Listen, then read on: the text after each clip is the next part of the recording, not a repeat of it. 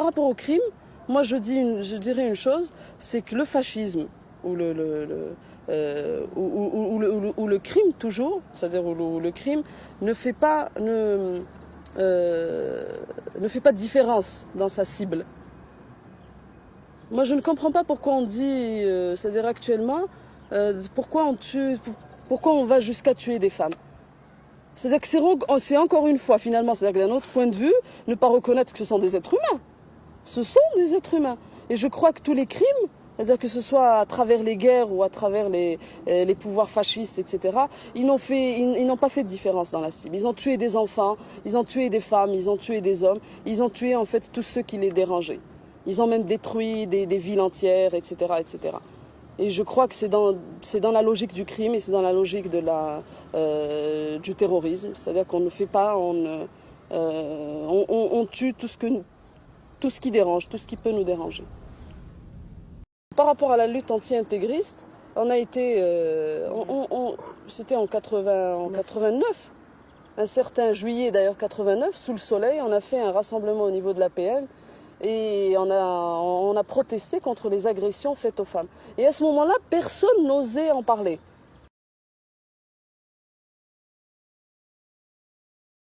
C'est-à-dire que ces hommes-là, mais je parle même des démocrates, hein.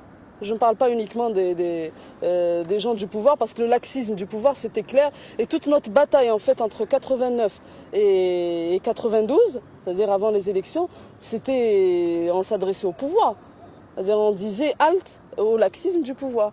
Il n'y avait aucune prise de décision, ni jugement, ni rien du tout. C'est-à-dire qu'il y avait vraiment un silence total autour des affaires d'agression féminine.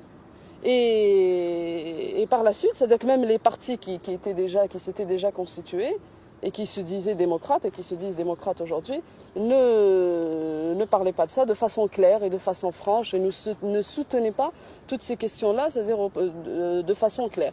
Et là, on les interpellait sans cesse et on les interpelle aussi jusqu'à présent. Et je rappellerai que la violence pour les femmes, ce n'est pas du tout nouveau. Les femmes ont été assassinées pour des crimes d'honneur.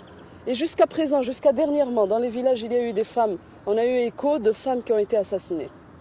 Et ça, il y avait même une femme de l'association qui, en 92, a été assassinée par son frère. Et ça, bon, c'est des crimes d'honneur. Et ces crimes d'honneur ont toujours existé en Algérie. C'est pas du tout un fait nouveau. Maintenant, c'est vrai que c'est une autre... c'est-à-dire que politiquement, c'est une autre situation. Mais je veux dire, dans le vécu des femmes, ça a toujours existé. La violence a toujours fait partie de nous. Et c'est pour ça d'ailleurs que les femmes réagissent.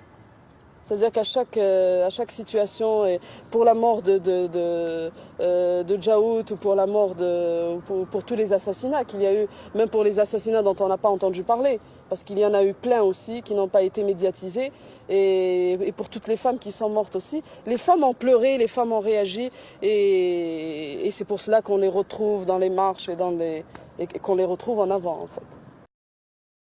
Les femmes ont toujours protesté, que ce soit pendant la guerre, il y a eu une continuité. Les femmes ont toujours été là.